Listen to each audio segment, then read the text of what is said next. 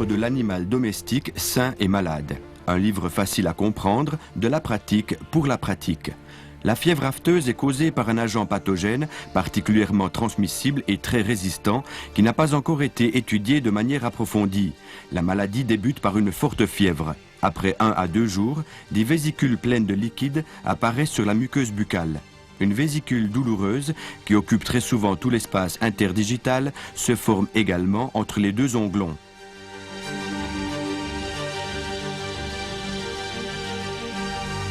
La fièvre afteuse est une maladie des animaux à onglons, connue et redoutée depuis longtemps et qui se rencontre partout dans le monde.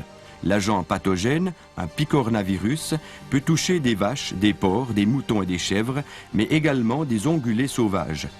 Il y a 30 ans encore, la fièvre afteuse apparaissait également de manière régulière en Suisse. La dernière épizootie traversa notre pays durant l'hiver 1965-66. Alors, l'image de cette maladie était connue de tous les vétérinaires et de beaucoup de détenteurs d'animaux.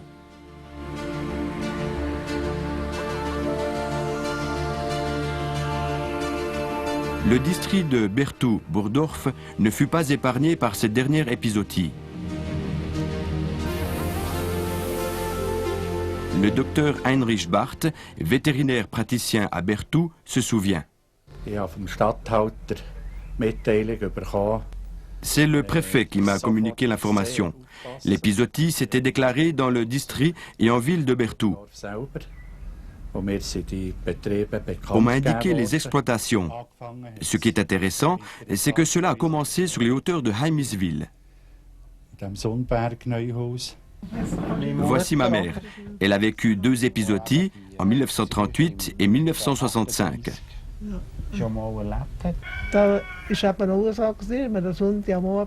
Un dimanche soir, mon mari a constaté que les vaches ne voulaient plus manger. Il a regardé plus en détail et constaté que les langues étaient pleines de cloques.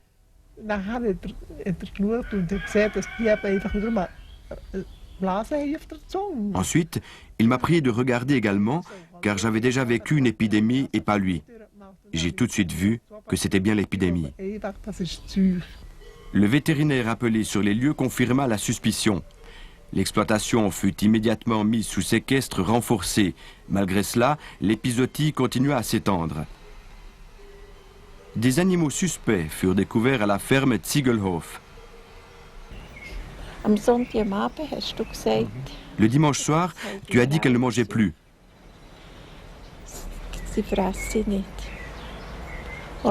Et les veaux n'avaient pas bu. Et le lundi, le vétérinaire est venu et a dit que c'était la fièvre afteuse. Et le mardi, ils ont emmené le bétail.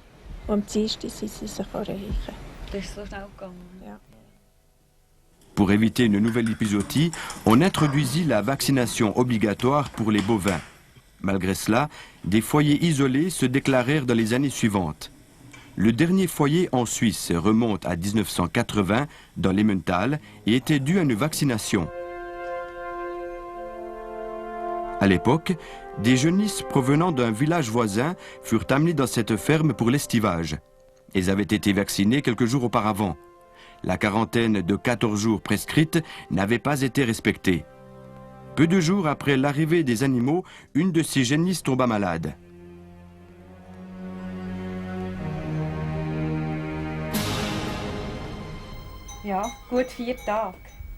Oui, bien 4 jours après. Le samedi, tu as constaté qu'elle ne mangeait plus. L'écume et la salive s'écoulaient spontanément de la gueule. Oui, elles étaient déjà bien malades. Ensuite, j'ai immédiatement appelé le vétérinaire. J'y suis allé le soir et, de loin déjà, j'ai constaté les symptômes, comme ils figurent dans les livres. Toutes les bêtes laissaient pendre la tête. La salive s'écoulait spontanément. Lorsqu'on leur ouvrait la gueule, on voyait la langue et le palais meurtri, un signe caractéristique de la fièvre afteuse. Institut de virologie et d'immunoprophylaxie, IVI, à Mittelhäusern. Des épizooties hautement contagieuses peuvent être étudiées dans le bâtiment de haute sécurité. L'Institut a acquis des génisses afin de tester l'efficacité d'un certain vaccin contre la fièvre afteuse. De tels tests de vaccins sont effectués selon les directives de la pharmacopée. Le docteur Lucas Bruckner, responsable de la section d'immunobiologie, veille au bon déroulement du test. Travailler avec des germes hautement contagieux exige le niveau maximal de biosécurité de 4, qui empêche toute contamination de l'environnement par les germes. Par différents sas, les génisses sont amenées jusqu'au cœur de l'installation, l'aile réservée aux animaux. 3 semaines avant, elles avaient été vaccinées avec différentes doses du vaccin à tester. 2 des animaux, qu'on appelle animaux témoins, n'ont pas été vaccinés et tomberont malades de manière certaine.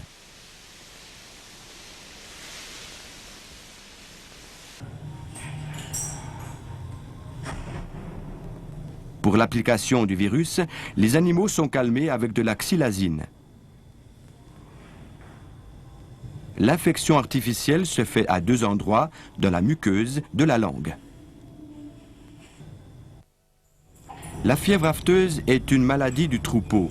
Des animaux apparemment sains n'ont pas encore de symptômes, mais peuvent être déjà fébriles. Les bêtes montrent tous les signes d'une grave affection généralisée avec fièvre, inappétence, douleur et température supérieure à 40 degrés.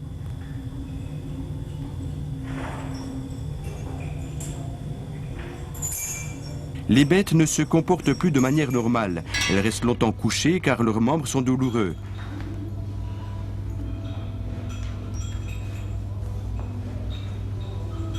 Elles tentent de trouver une position indolore en déplaçant leur poids. Elles se balancent d'une patte sur l'autre. En observant avec attention, la personne qui soupçonne déjà la fièvre afteuse peut déceler les premiers symptômes. Des poils hérissés sur le bourrelet coronaire et en dessous des endroits rougis. Le bourrelet coronaire latéral est également rougi.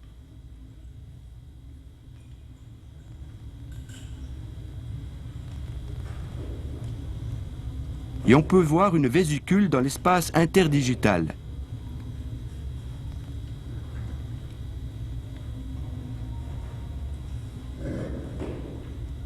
Ces endroits sont excessivement sensibles à la douleur.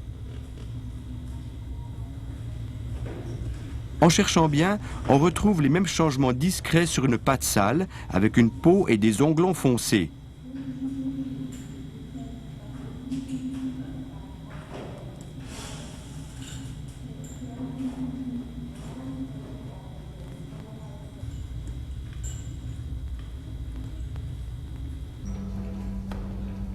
Les animaux semblent encore ruminer de manière normale.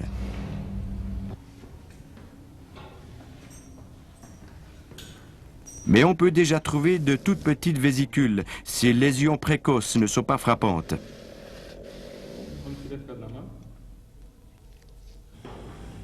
C'est l'état général détérioré qui pousse le détenteur d'animaux à appeler le vétérinaire.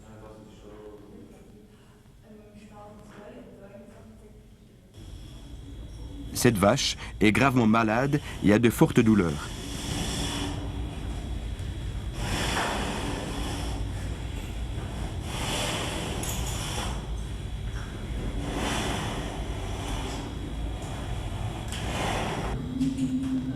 Cette autre bête a une fréquence respiratoire augmentée, comme lors d'une pneumonie. Un symptôme précoce qui signale la fièvre afteuse est ce balancement typique. On peut déjà l'observer au premier stade de la maladie et également sur des sols plus agréables pour les animaux que celui de l'étable du laboratoire. Certains mouvements sont ralentis et accompagnés de douleurs évidentes. Toute la posture est crispée.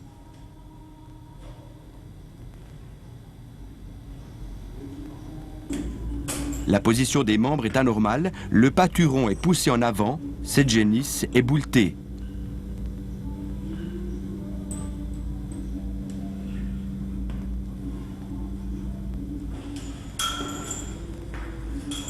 Avec l'évolution de la maladie, l'état général semble s'améliorer et très souvent, la température corporelle chute en dessous de 39 degrés. De plus en plus, ce sont les changements aux mufles et aux onglons qui dominent l'image clinique.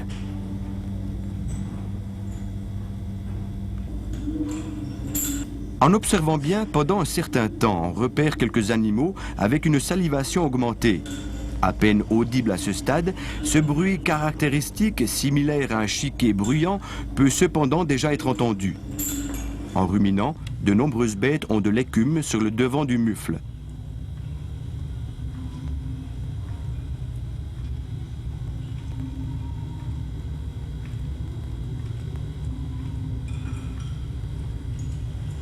Des flaques de salive se forment sur le sol.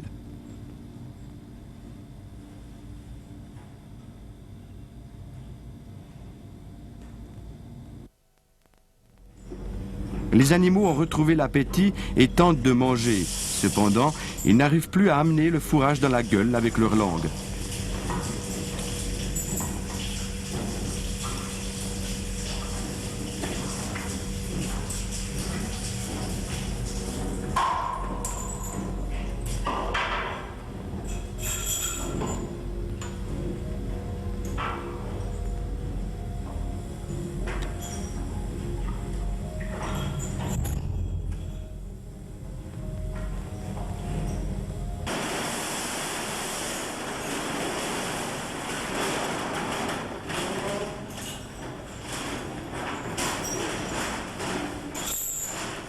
En attendant le prochain repas, la génisse à tête brune a trouvé une solution pour saisir la nourriture.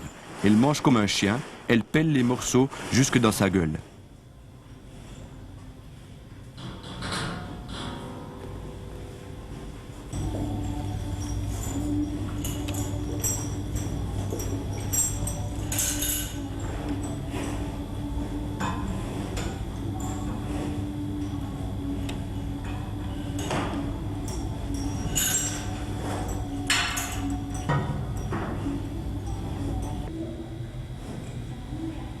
Après avoir mangé, la salivation est particulièrement importante et le bruit caractéristique de chiquet est clairement audible.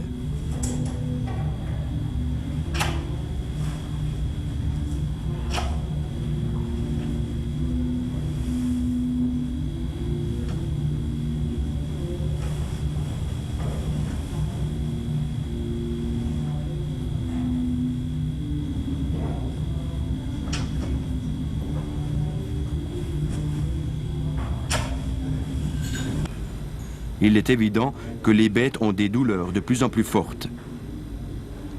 Pour soulager les onglons, cette génisse place ses membres sous le corps et s'appuie contre la paroi.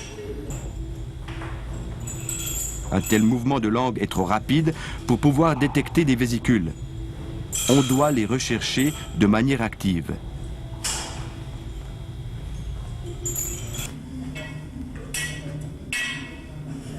En tentant de tirer la langue hors de la gueule, on déchire inévitablement la muqueuse malade. Ceci est extrêmement douloureux pour l'animal.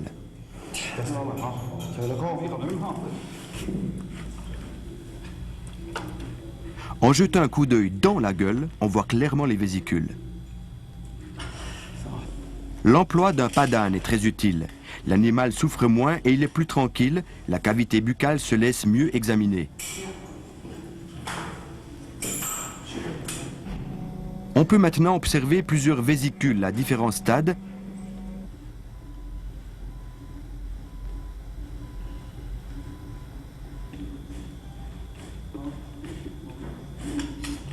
Avant tout sur le dessus de la langue, mais également sur ses côtés.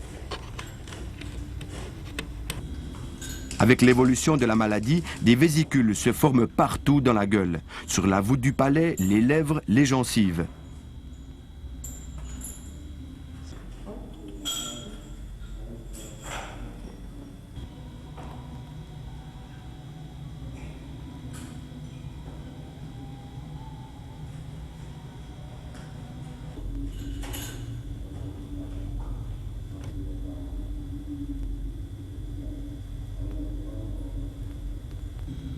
Des changements aussi discrets sont difficiles à voir à cause de la salivation excessive des animaux.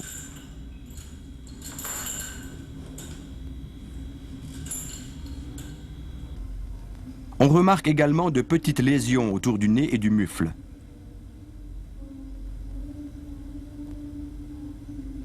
Les onglons sont plus faciles à examiner. Cependant, en général, ils sont sales.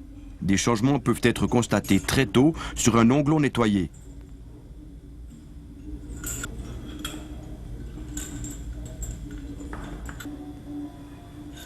L'examen d'un animal couché est encore plus facile. Cependant, découvrir des lésions reste difficile.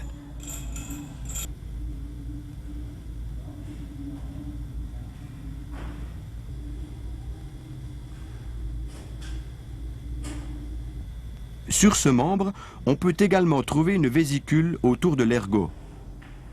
Durant l'évolution de la maladie, les changements aux mufles et aux onglons deviennent évidents. La vache a de fortes douleurs.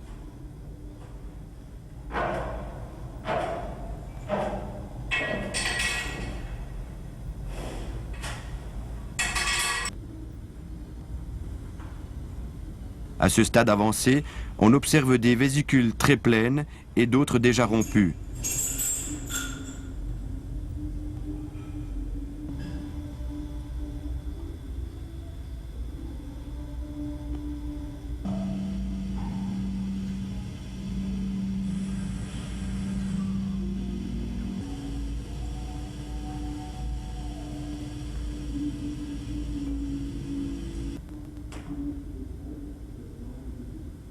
À cet instant, au plus tard, le diagnostic clinique est assuré.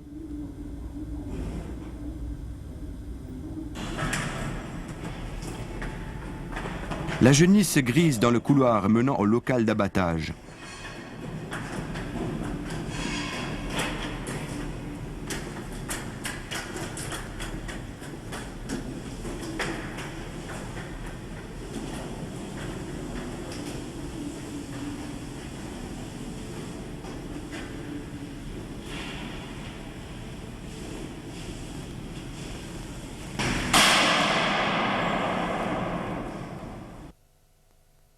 Les endroits atteints de la tête et des membres sont examinés immédiatement après la mise à mort. Des dégâts massifs peuvent déjà être remarqués au premier coup d'œil, mais la véritable étendue des lésions ne se laisse estimer correctement que lors de l'observation minutieuse.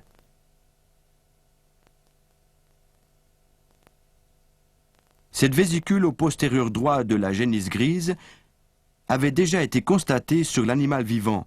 Ces images avaient été tournées juste avant d'amener la génisse à l'abattage.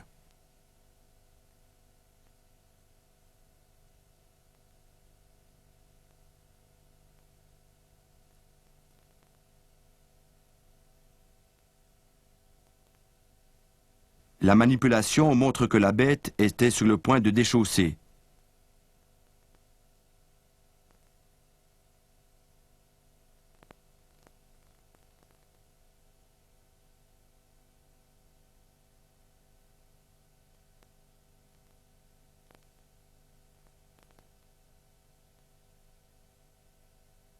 Au postérieur gauche, l'opercule de la cloque est rompu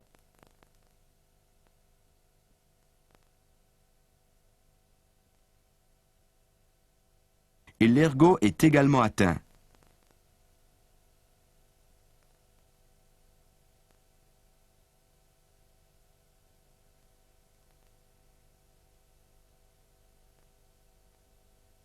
Voici la langue du même animal. Ici, on constate toute l'étendue des dégâts.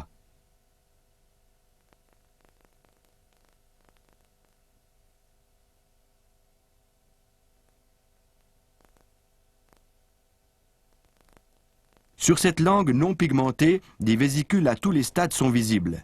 Des petites, remplies de liquide, sur la pointe. Au site d'infection, les vésicules sont déjà en cours de guérison. En dessus, on peut voir un aft avec un bord nettement dentelé, rompu depuis peu.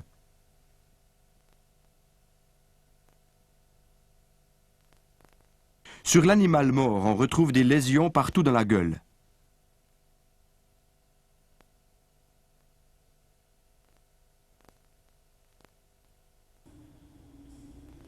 Cette vache est atteinte de fièvre afteuse.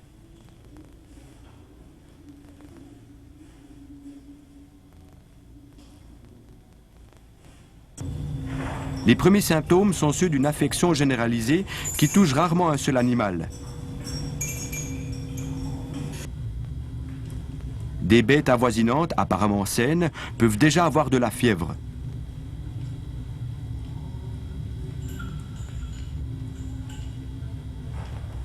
Une salivation importante témoigne d'un processus douloureux dans la cavité buccale.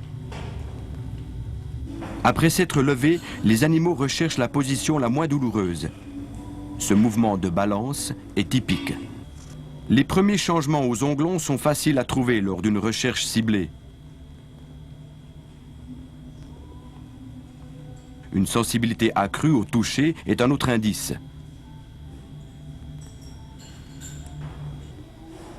À ce stade déjà, d'énormes quantités de virus sont excrétées.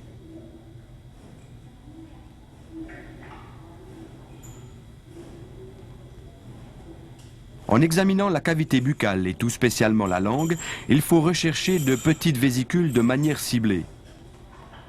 Un pas d'âne est une aide appréciable lors d'un tel examen.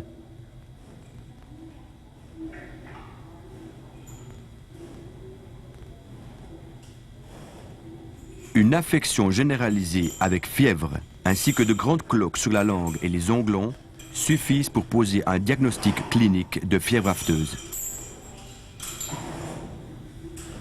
Pour confirmer ce diagnostic, des échantillons adéquats sont prélevés et immédiatement amenés à l'IVI.